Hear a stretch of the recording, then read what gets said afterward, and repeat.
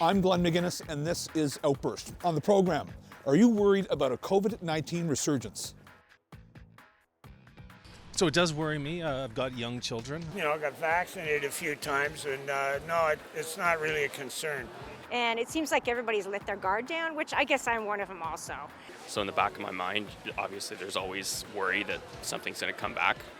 But first, the federal Liberal government's classification of single-use plastics like straws, bags, or food containers as a toxic substance has been overturned by the federal court, citing the classification was too broad, unreasonable, and unconstitutional, and that the government overstepped their boundaries by doing so. The decision found that it was not reasonable to say that all manufactured plastic materials were harmful, and the federal government is looking to appeal this court decision. So, we took this question to Canadians. Should single-use plastics be classified as a toxic substance? Yes. Microplastics are bad for us, and they're showing up in our bloodstream, and single-use plastics are bad for the environment. And I believe that there are alternatives that can be used in place of many single-use plastics, such as paper. Yes. Well, because the breakdown, anything that is going to the landfill is going to eventually break down and go into the soil and go into the system, just like anything going through a water system. It's all going to end up underground and eventually, and absolutely plastics are toxic. Yeah. I think it should be a toxin because it pollutes the environment and takes years for it to biodegrade naturally. Like, it will take decades or even hundreds of years for it to naturally biodegrade. But otherwise, until they can really find a remedy that is renewable, I think it's kind of difficult at the moment.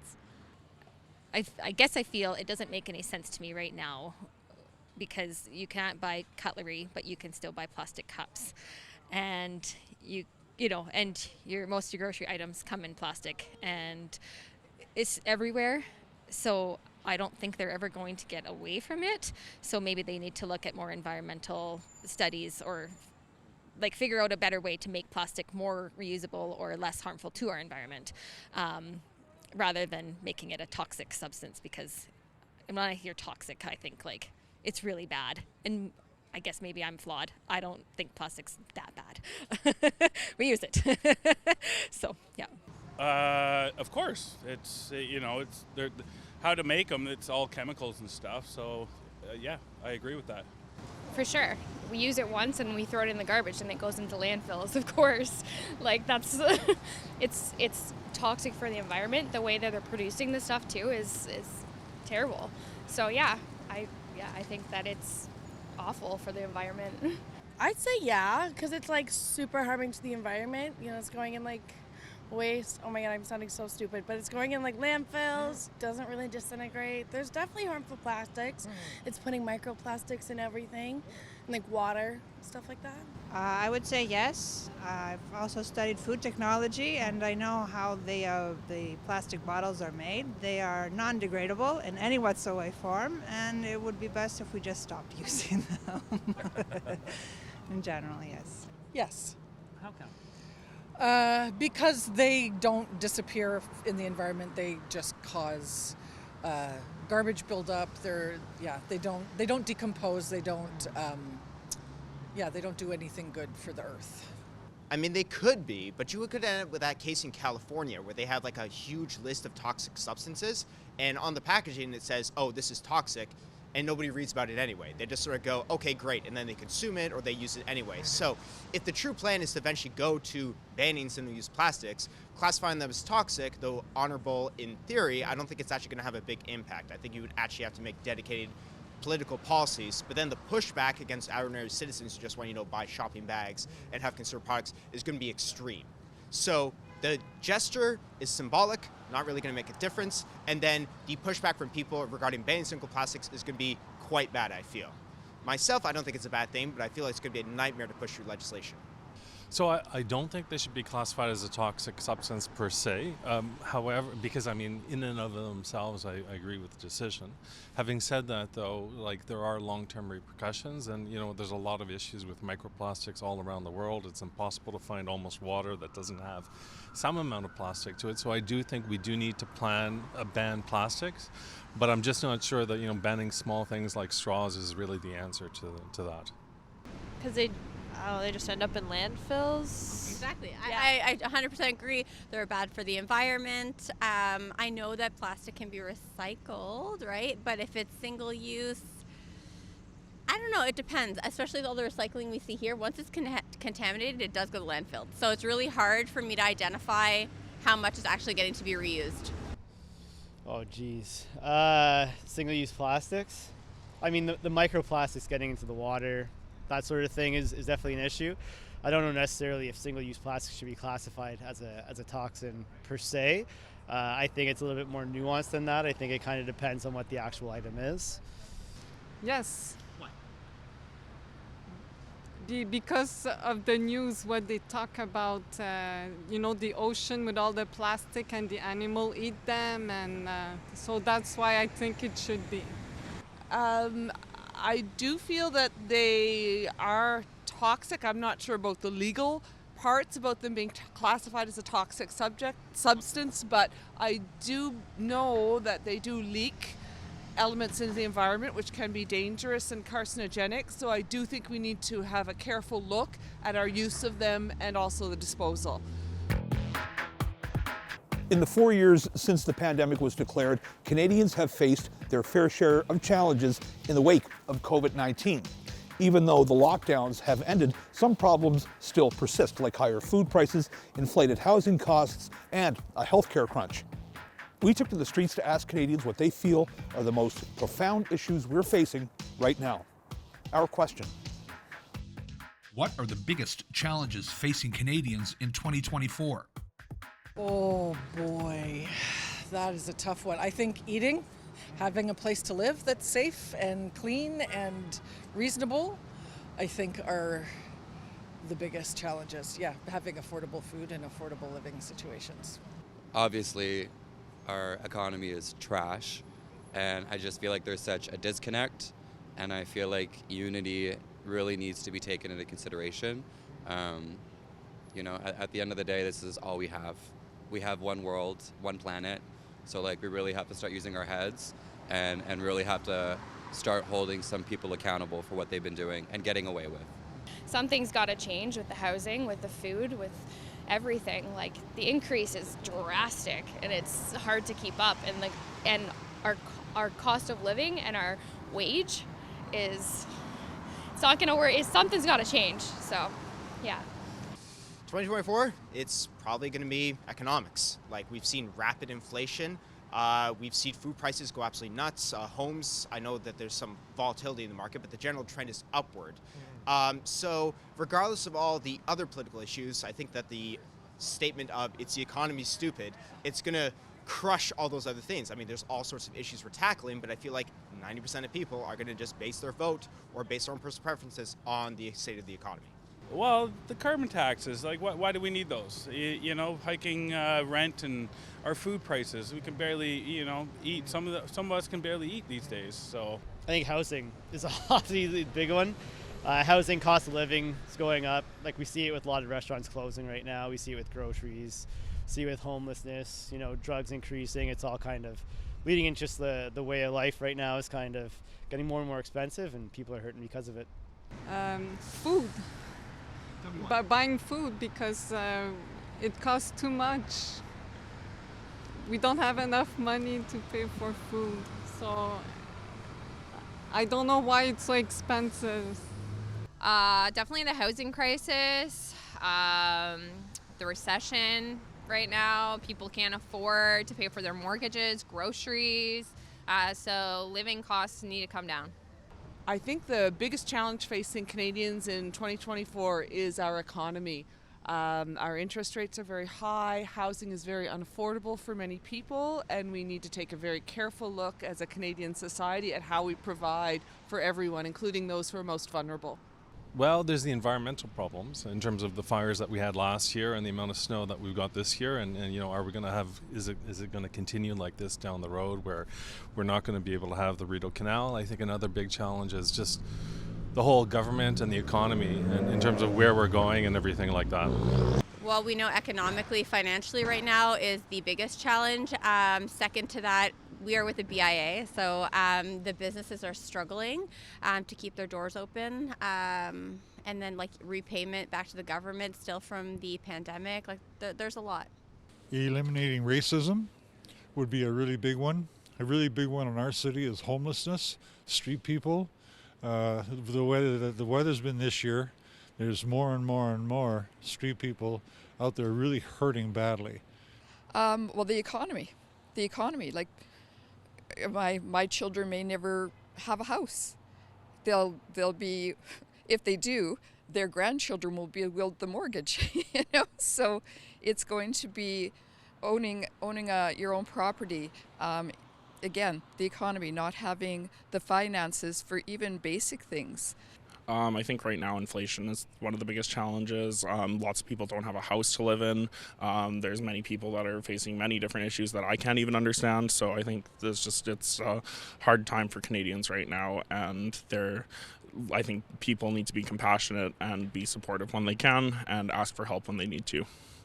I think, mainly for myself is a lot of just making sure I have enough money to provide for me and my son. Rent is always going up, food is always going up, pay doesn't really go up, doesn't match. As parents, we want to make everything great for our children, but sacrifices might have to be made in the lines of being, can we afford it? Can we pay for it? Can we continue on this path that we're on right now? Or will things have to be sacrificed? And kids have to learn that too. It's all about budgeting, but some help from the government would be nice. And making things better. Probably just cost of living, groceries are going up, gas is going up. So yeah, probably just making ends meet for a regular family. Just getting control of the federal government as far as the bureaucracy and that kind of thing, to be more run like a business in that, we are the customers, okay? So provide us the services at the reasonable cost, and whether it be healthcare or whatever, just, get their act together.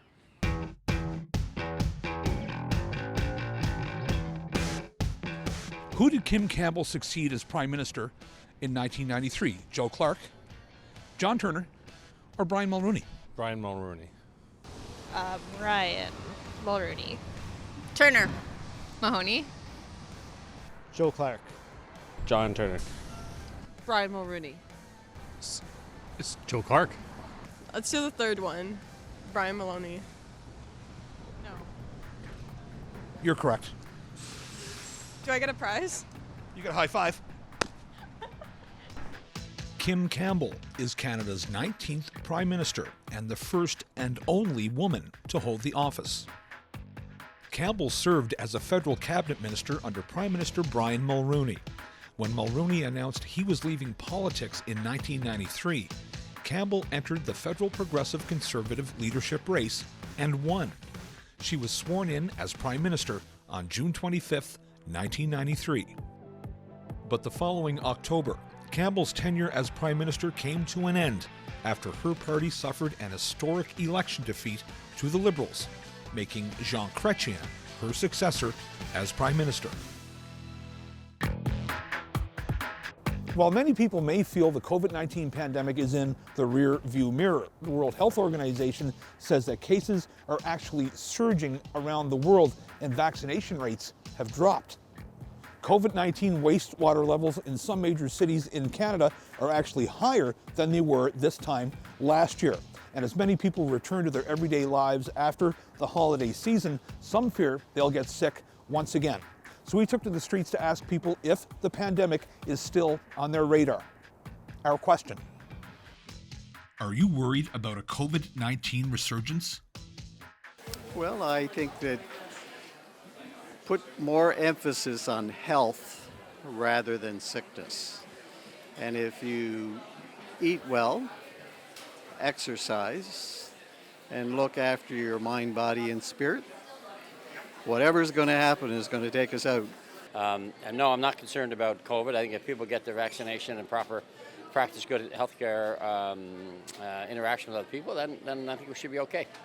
That's a complicated question. So I do know a little bit about how viruses and such things work just because of my work experience. So viruses mutate because they want to survive. So naturally they would become weaker because if they keep killing off their hosts, fewer people will be able to carry the virus. So I think we will see a resurgence, but possibly of a weaker strain than what we've seen in past strains. Not really, no. I get my boosters regularly, and I think that we will continue to see it popping up from time to time, but I don't think it's going to be the issue that it was 3 years ago. So in the back of my mind, obviously there's always worry that something's going to come back, but I'm not, I'm just living my life. No. No. Why is that?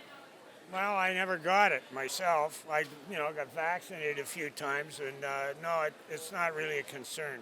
I'd like to say I'm to the point where we're just wandering around trying to enjoy life, but it's in the back of my mind all the time, especially because I have some elderly parents and some folks in my, circle who have some other health issues, and it's always something I'm cautious about. In regards to COVID, I would suggest not. Basically, with the amount of the vaccinations and the people that have gotten vaccinated, I think at this point that the COVID virus as being an overall catastrophe to the economy and to the community is past. There will be some lighter variations of that might accumulate to be in a light cold or a little bit of a flu, but not the severe impact that we had early on.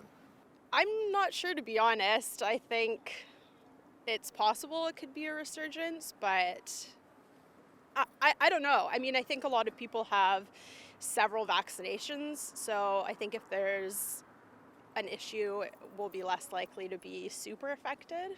I am worried about a resurgence. I don't think we're seeing the same level of people dying from COVID, but we are seeing people getting really sick, and it's still spreading, so I am quite worried about that.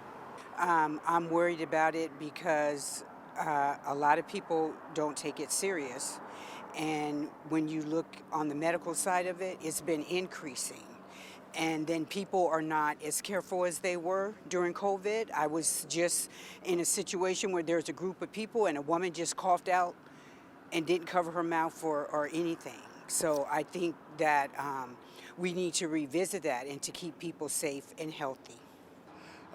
Definitely concerned about it. I see very few people masking these days, and I just know from my social circle that lots of people are getting COVID from family get-togethers, and I think that essentially, the people in charge of public health need to do more work on informing the public about what's going on, because the levels of hospitalization are still high, and with the other respiratory diseases out there, it's not necessarily going away. I have a feeling it may come back again, but in a different form. So I do have some reservations about how people are handling it right now. And it seems like everybody's let their guard down, which I guess I'm one of them also. But not wearing masks, but I think that if it does come back again, at least we have the tools this time around to probably deal with it. I'm a little worried about a COVID resurgence. I think there's less people getting vaccinated than used to get vaccinated. It wasn't that long ago that people were vaccinated for TB and different things like that. And, people have generally good health, and I think sometimes they take that for granted. So it does worry me. I've got young children, so we're all vaccinated, and I hope people are getting vaccinated. At the end of the day, though, it is people's choice. I think one of the things that everybody's got to realize is I don't think the threat of COVID is over, and I don't think the threat of another resurgence is, that it may still come, and everybody should be worried about it because it doesn't seem to be as serious as it was when COVID first came out, but there's still a lot of health issues, and there's a lot of Canadians that are at risk. So, I'd encourage people to think twice and try to do their part by getting the vaccine if they believe that it's in their best interest. I think you should always have that in the back of your head. I definitely think it's going to happen again. And as a city, we, I think, are a little bit better prepared, but we should have definitely a plan going forward because I think it will resurface. Yeah, I think I'm worried. I mean, our healthcare system is not doing very well right now, as you can see by wait times. People can't find doctors, etc. I think it's always an issue if it comes back, and we kind of put a strain on these systems that are already strained. And yeah, people dying too is always a bad thing. So all around, yeah, it's a problem. I believe that COVID-19 is going to be endemic in our society, and I think we do need to have policies and public health policies that control the spread of respiratory pathogens, again, to protect our most vulnerable. This time of year, many Canadians may come up with a New Year's resolution to help improve their quality of life. It could include losing weight, quitting smoking, or just becoming more active. For parliamentarians, their New Year's resolution could include making life better for Canadians across the country. We sent our cameras out to ask Canadians what parliamentarians should include in their 2024 to-do list.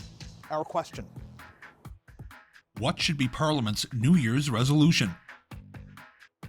It's a great question. I think one of the things Parliament really needs to do is figure out how to really better serve Canadians. I find a lot of the gesturing is like, how do we communicate and work together, all the different political parties. I think there's been a lot of political parties that have really just been kind of, making a lot of noise, and that right across the spectrum for all the parties, rather than really trying to get the hard work done and represent Canadians' best interests. It has to be finances. It has to be looking at the budgets and unfortunately balancing the budgets. People sit back, and I listened to your show a few weeks ago, and people were asking about defense budgets, right? Should we increase defense budgets? We don't come close to meeting our commitments to NATO, yet there's wars going on in the world. I think housing should be number one. I think a lot of young people right now, they don't have a place to go. I think it's going to be a drain on the whole system, when people aren't trying to see to the next step because they have no options. There's not really any purpose in doing so. I think that should be the focus right now. Unsheltered. Unsheltered, cleaning up the unsheltered.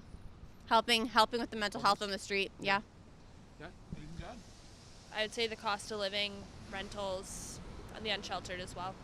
I think the New Year's resolution should be to continue to promote and ensure we have a universal healthcare system and really expand that to include healthcare, and you had another one, dental care. Well, I said addictions, mental health and addictions, but I think actually in the midst of COVID, there is such a priority on the physical health, but I don't know that there was as much of a priority on the mental health space, and I think that needs to be made a priority now, considering the kind of longer impact of COVID.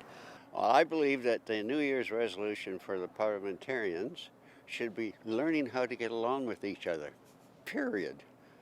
Look into the healthcare in British Columbia, I would think. Yeah, I would definitely say that for sure. It could use a little bit of tweaking. Yes, for sure. Yeah.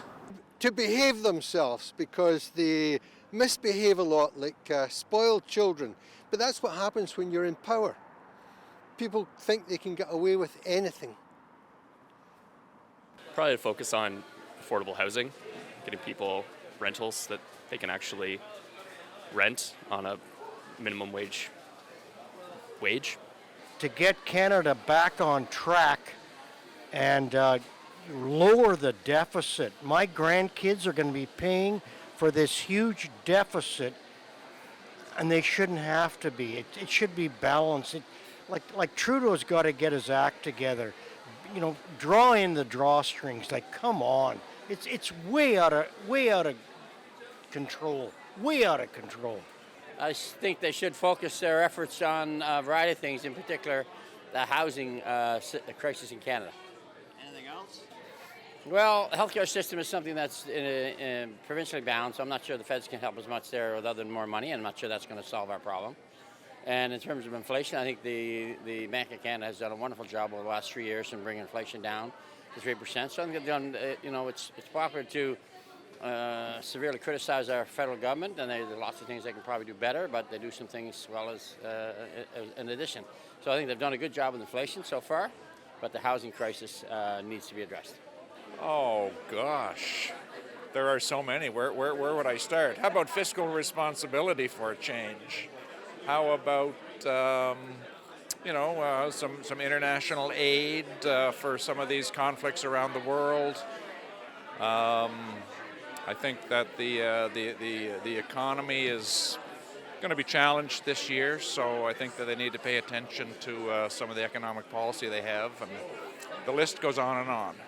Ooh, that's a good one. I think, the government needs to tighten their belt a bit. I think this country needs a bit of austerity in what we spend, and we need to look at how we can cut back on costs without cutting back on social programs. So I think there's a lot of frivolous things that the government spends their money on that maybe we could rein in, so that the money we are spending goes, is better used on social programs for us here and for international aid and I think we need to maybe concentrate a little more on what we're spending it on and cut a little of the fat there.